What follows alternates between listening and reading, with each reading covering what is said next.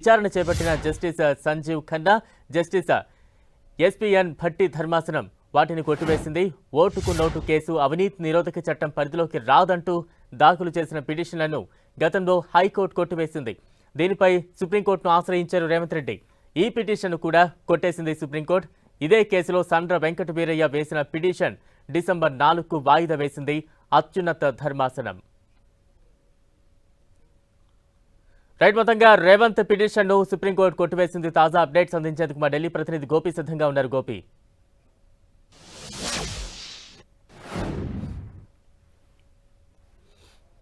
Note case విచారణ ఈరోజు సుప్రీంకోర్టులో జరిగింది. రేపు కూడా మరొక కేసు విచారణ జరగబోతోంది. ప్రధానంగా ఈరోజు ఈ కేసు అనేది అవినీతి నిరోధక చట్టం పరిధిలోకి, ఏసీబీ పరిధిలోకి రాదు అంటూ రేవంత్ రెడ్డి దాఖలు చేసిన పిటిషన్ను సుప్రీంకోర్టు కొట్టివేయడం జరిగింది. Justice Sanjiv Khanna, justice SVN Bhatti ధర్మాసనం ఈ కేసుకు సంబంధించి ఏదైతే రేవంత్ రెడ్డి వాదన ఉందో ఇది అవినీతి నిరోధక చట్టం ఏసీబీ పరిధిలోకి ఈ కేసు దర్యాప్తు రాదు అని చెప్తున్నారో ఆ వాదనని తోసిపుచ్చడం జరిగింది. అవినీతి ముఖ్యంగా 50 లక్షల రూపాయలని స్టీఫెన్సన్కి ఇస్తూ వీటి తమకు అనుకూలంగా ఓటు వేయాలి అని చెప్పి 2015లో రేవంత్ రెడ్డి ఈ ఓటుని కోట్ల రూపాయలతో కొనుగోలు చేసే ప్రయత్నం చేశారు. దీనికి సంబంధించిన కేసుకు సంబంధించి మా దగ్గర ఆధారాలు ఉన్నాయని చెప్పి తెలంగాణ ప్రభుత్వం కూడా సుప్రీంకోర్టుకి తెలియపరచడం జరిగింది.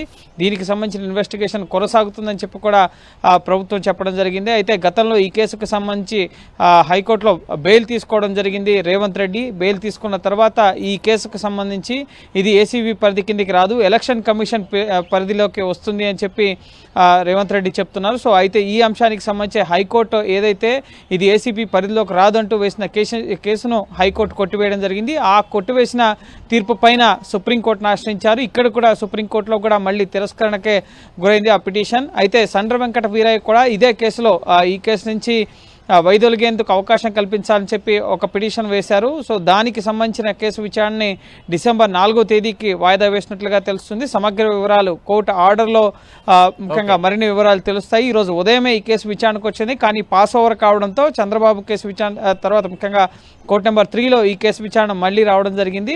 సో రేపు ఆళ్ల రామకృష్ణారెడ్డి దాఖలు చేసిన కేసు ఓటుకు నోటు కేసులోనే చంద్రబాబు పాత్రపై దర్యాప్తు జరగాలి, ఇది ఏసీబీ నుంచి సిబిఐకి ఇవ్వాలి అన్న కేసు కూడా ప్రస్తుతం సుప్రీంకోర్టులో ఉంది. దానిపైన రేపు సుప్రీంకోర్టులో విచారణ అనేది జరగబోతోంది.